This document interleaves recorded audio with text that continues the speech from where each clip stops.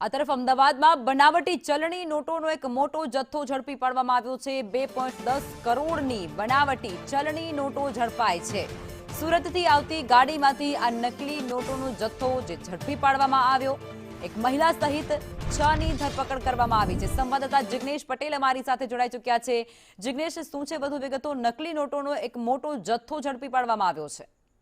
લખમાં crime બ્રાન્ચને ગઈકાલે એક મોટી સફળતા મળી છે। ક્રાઇમ બ્રાન્ચની ટીમને બાતમી મળી હતી કે સુરતથી એક ફોર્ચ્યુનર ગાડીમાં નકલી નોટો એટલે કે બનાવટી 500ના દરની જે નોટો છે તેનો જથ્થો અમદાવાદ આવી રહ્યો છે અને તેની તપાસ દરમિયાન નાગરવેલ 4 રસ્તા પાસેથી જે ગાડી છે તે ગાડી ઝડપી તેમાંથી 6 લોકોની ધરપકડ કરવામાં આવી છે, જેમાં એક મહિલા અને 5 પુરુષો છે। સુરતથી આ 2 કરોડ અને 10 લાખની જે નકલી ચલણી નોટો હતી તે લઈ અને અમદાવાદમાં આવતા હોવાની બાતમીના આધારે પોલીસે આ કાર્યવાહી કરી છે। સાથે જ અમદાવાદમાંથી નોટો ઝડપાતા અમદાવાદ ક્રાઇમ બ્રાન્ચની વધુ એક ટીમે સુરતમાં પણ રેડ કરી હતી, જ્યાં જે બનાવટી નોટો માટેનું પ્રિન્ટિંગ પ્રેસ જે શરૂ કરવામાં આવ્યું હતું તે ઝડપાયું છે।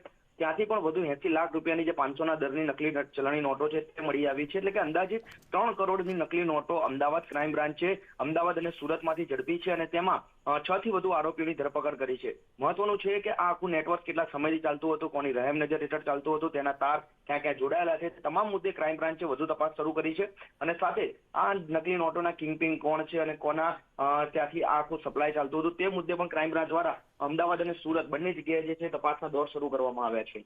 જી આભાર જિગ્નેશ, આપ જોડાયા તે બદલ।